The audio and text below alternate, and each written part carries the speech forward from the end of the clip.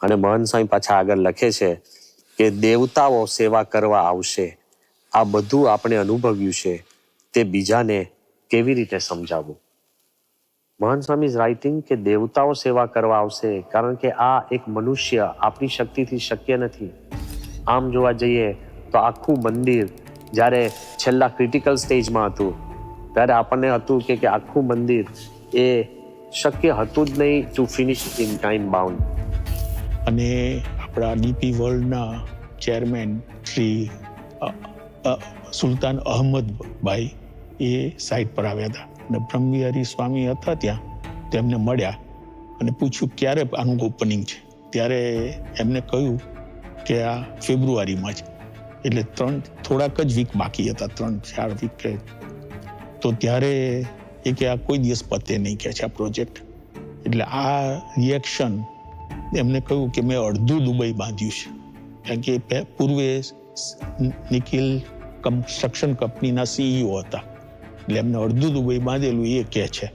એટલે એના પરથી ખ્યાલ આવે કે કેવા ક્રિટિકલ સ્ટેજે આ પ્રોજેક્ટ હતો. આ પૂરું થાય એવું હતું જ નહીં. આમ તમને હકીકત કહું કે આ મંદિર એક જુદું પ્રકારનું હતું.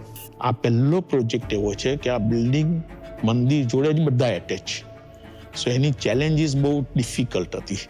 તમારે ફ્લોરિંગ નાખતા હોય ત્યારે સીલિંગ નાખવાની, સીલિંગ નાખતા હોય ત્યારે ચાપનું ચાલતું હોય, અને વાઈફાઈ વાળો ક્યારે આવે, અને પછી કરી નાખો તો કમિશનિંગ ને ટેસ્ટિંગ ક્યારે થાય.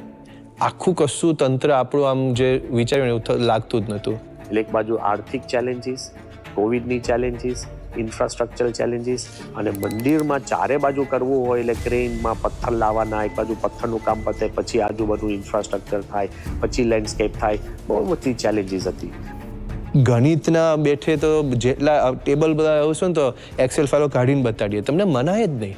પેલો કે મારે 40 કિલોમીટર કેબલ ખેંચવાના બાકી છે, આ અઠવાડિયે કેટલા કહેવાય 4, એટલે પણ 6 અઠવાડિયામાં બાકીના તું કેમ ના ખેંચવાનો છું? હજુ પાઇપ તે નાખી નથી, પેલું નથી થયું, આ નથી થયું, પેલો કે પેલો પેઇન્ટિંગ કંઈ નીકળ્યું, પેઇન્ટિંગ વાળો કે પેલો મારા પેઇન્ટિંગને તોડી નાખે છે, એક સીલિંગ 3 વખત ચઢાવ્યું, કે પેલો ક્રમ તૂટી ગયો, પેલો સીલિંગ નાખે, પેલો ફાયર ફાઇટિંગ વાળો આવીને એને કાનું પાડીને બીજું કંઈક ચડાવી દે. તો આ બધું ચકેડે ચાડે ને, it was a symphony of chaos એવું થઈ ગયું.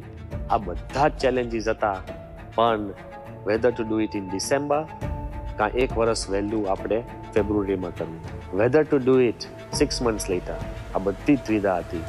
પણ I want to tell you, મહંત સ્વામીએ કીધું હતું કે જય જયકાર થશે.